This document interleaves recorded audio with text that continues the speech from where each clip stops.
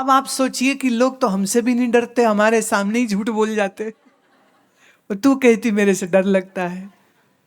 और एक बार नहीं, कम से कम 3-4 बार उन्होंने ये बात बोली, और हम तो पूछ भी नहीं रही। अच्छा तुम आए हो 2-3 दिन से, मैंने आपसे पूछा आपके पास कितने पैसे?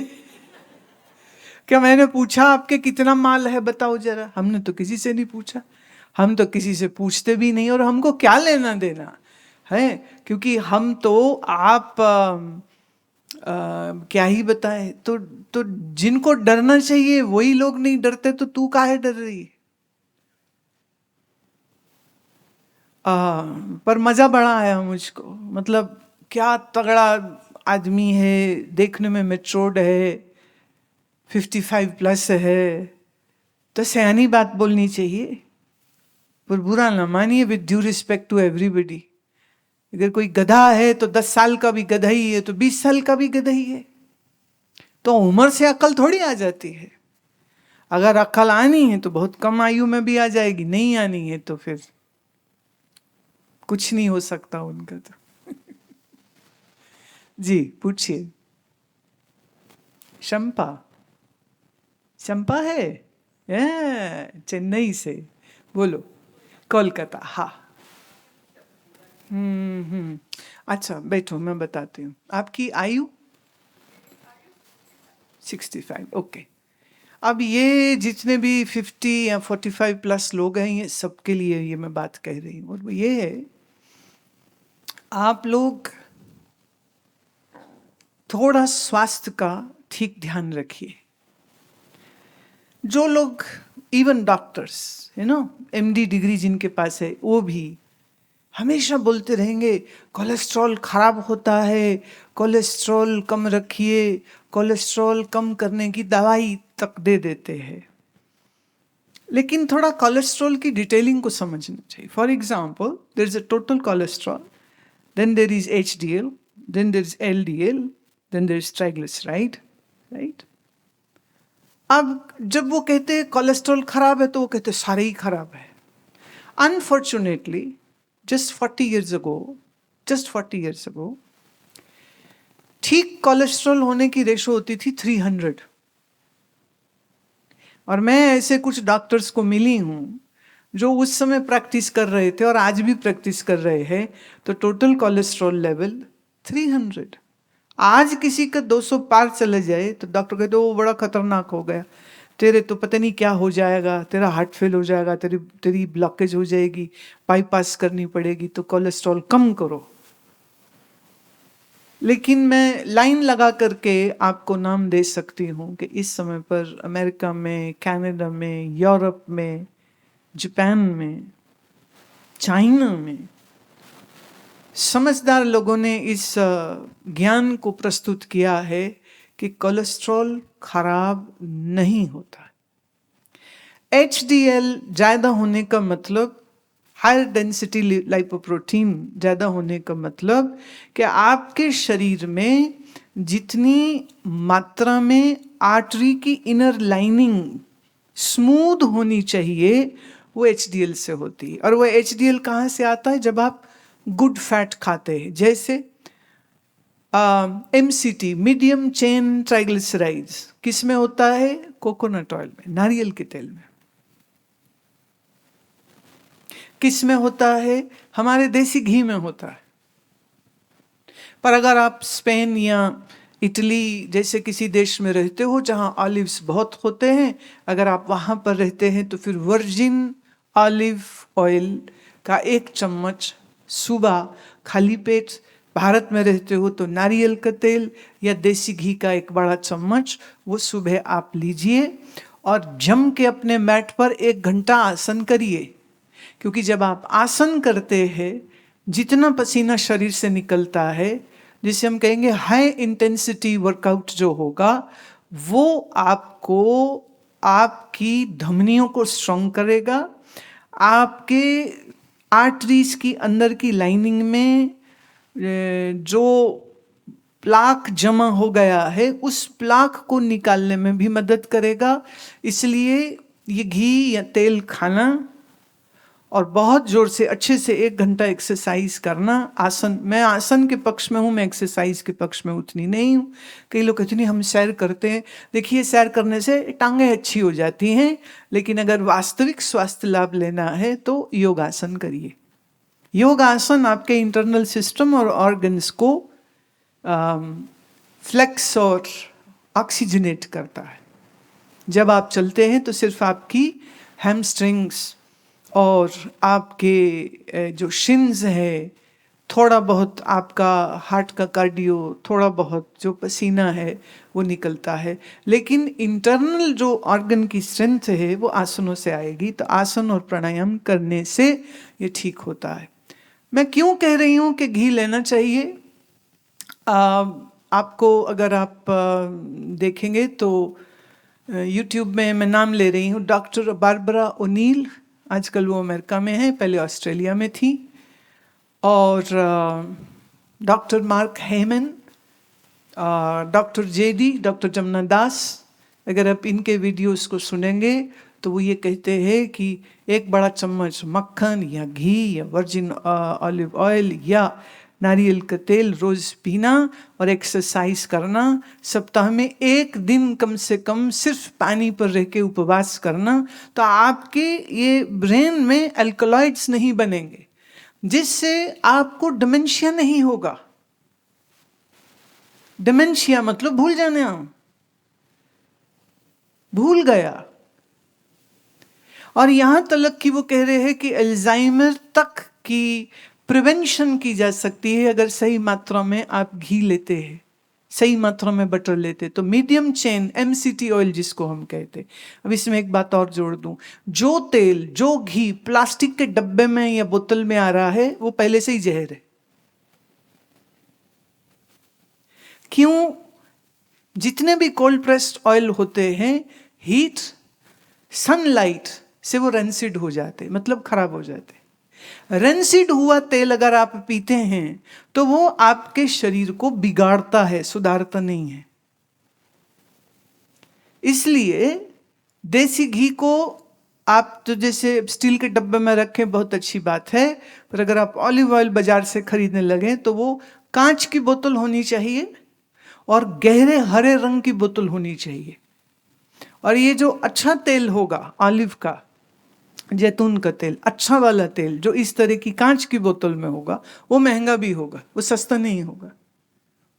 दुनिया में तेल के नाम पे सबसे ज्यादा धोखाधड़ी होती है।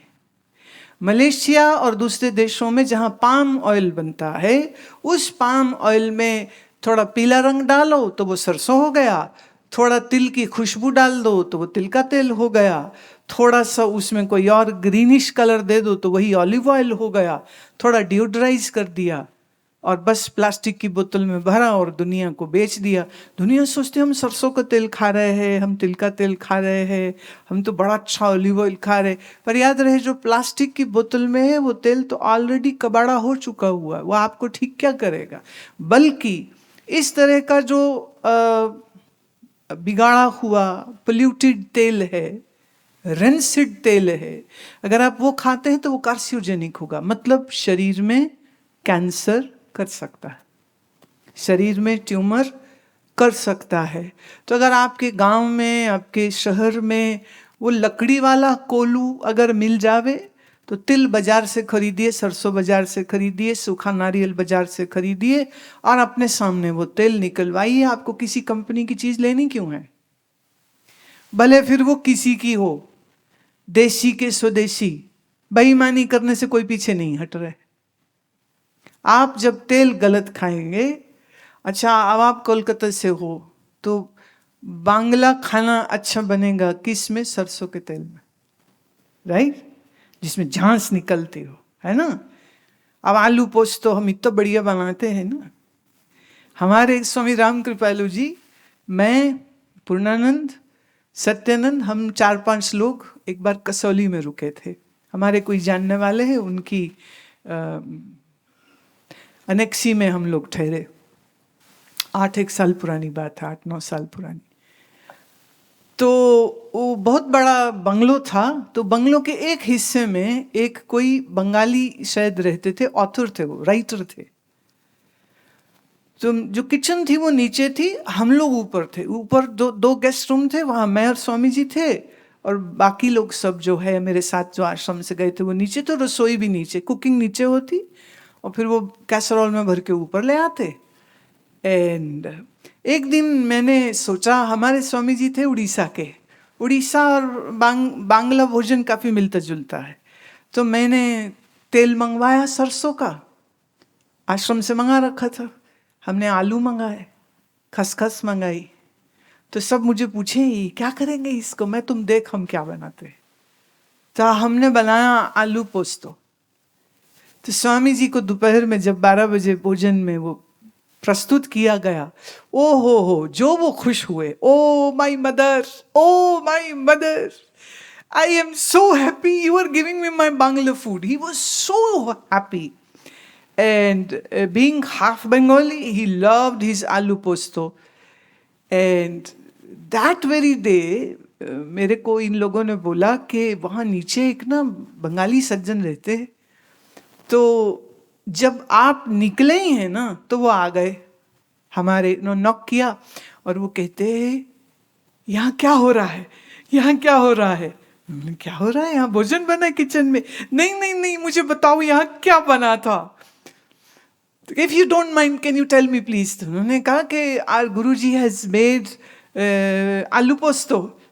And he said, Uima, Uima, Uima. He said, what happened? He said, that smell of the oil when it was being burnt, and that smell which came out from the cooking, the khaskhas. He said, I was going crazy, and I'm such a respectably educated man, but I couldn't stop myself. I had to come and ask, what's cooking? And who is cooking this in hills? Okay. तो मैंने कहा एक काम करो, फिर ये आलू पोस्त उनको भी दो खाने के लिए। हाँ, अब आलू पोस्त बनाना है तो सरसों का तेल चाहिए, पर कौन सा, कोल्हू से निकला हुआ हो। हाँ, क्योंकि जो बोतल बंद आ रहे हैं तेल वो नकली हैं, अनफॉर्चुनेटली नकली है, चाहे वो पाउच में हो कि चाहे किस में हो, कि पन्नी में हो कि टेट्रा पैक में हो। तो ज़माना है बड़ा ख़राब, अपनी सेहत की ख्याल खुद ही रखनी पड़ेगी। इसलिए तेल जो है संभव हो सके तो कोल्हू से सामने निकलवाइए, ढूंढिए। बल्कि शायद हम लोग सब ढूंढेंगे तो वो जो पुराने कोल्हू वाले थे ना, वो अपना बिजनेस फिर से शुरू कर लेंगे। राइट, अभी तो बंद हो गया। जो भी चीज़ हैवी लोहे की मशीनरी में या स्टील की मशीनरी में हाई हीट पर जब हम तेल को प्रेस करते हैं या तेल को पीसते हैं, तो वो जो हाई हीट है वो उस तिल के या उस सरसों के जो गुण होते हैं वो उसको नष्ट कर देती है, वो नष्ट हो जाती है। तो तेल का, घी का, सरसों का, ऑलिव का, इनका एक बर्न टेम्परेचर होता है कि उसके बाद वो ख़त्म है। ऑलिव ऑयल सबसे जल्दी ख़त्म हो जाता है, इसलिए अगर ऑलिव ऑयल खाना ही हो तो उसको हमेशा सैलड पे डाल के, कच्चे सलाद पे डाल के खाइए, या रोटी पे या ब्रेड पे डाल करके खाइए। अच्छा, ब्रेड की बात आई तो बाजार की ब्रेड जहर है, साफ बोल रही हूँ मैं, किसी कंपनी की हो। क्यों? वो डालते हैं उसमें इमल्सिफायर, वो डालते हैं उसमें राइजिंग एजेंट जो फिर कैंसर करता है, वो डालते हैं उसमें प्रेजर्वेटिव जो फिर एक लंबे टाइम के बाद आपको डायबिटीज दे देगा। जैसे हम लोग रोटी घर में बनाते हैं ना, ऐसे ही तुम ब्रेड भी घर में बना सकते हो। ये पिछले साल के यूथ शिविर में यहाँ लड़के लड़कियों को बेकिंग सिखाई थी।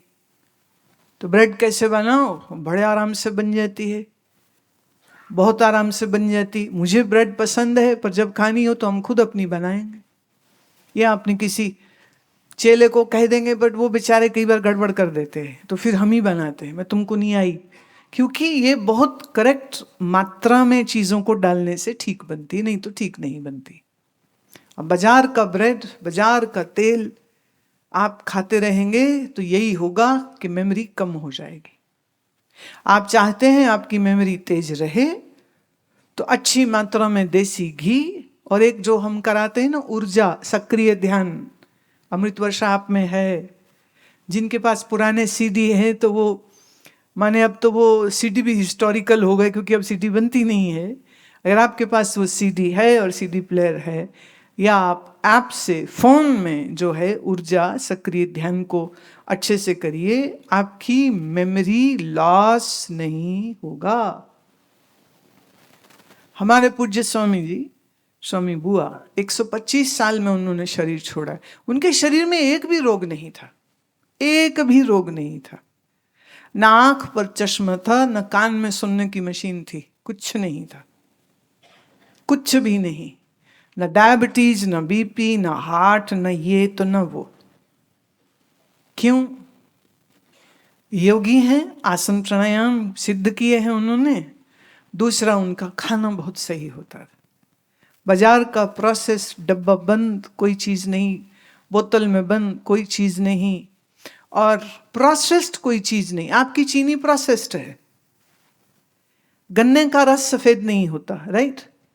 गन्ने के रस का गुड़ बनाओ, वो भी सफेद नहीं होता। शक्कर बनाओ, वो भी सफेद नहीं होती। तुम्हारी चीनी क्यों सफेद हो गई? सल्फर। सल्फर हड्डियां गला देता है। तो चीनी नहीं खाइए। व्हाइट राइस, और ये जो आपका हाइब्रिड व्हीट है 1953 से जो इंट्रोड्यूस हुआ भारत में, अकाल के समय पर इन्होंने एक स्पेशल ब्रीड, एक स्पेशल उन्होंने सीड बनाया था जिसमें उनको फसल ज्यादा हो। हाइब्रिड है वो, गेहूं की भी और चावल की भी। आप दोनों खाते रहिए, व्हीट एलर्जी होगी, डायबिटीज होने की भी संभावना है, इन्फ्लेमेशन भी होगी। अब आप नहीं चाहते ये बीमारियां हों तो छोड़ दीजिए। न सफेद चीनी खाइए, न गेहूं खाइए, न सफेद चावल खाइए। क्या खाइए?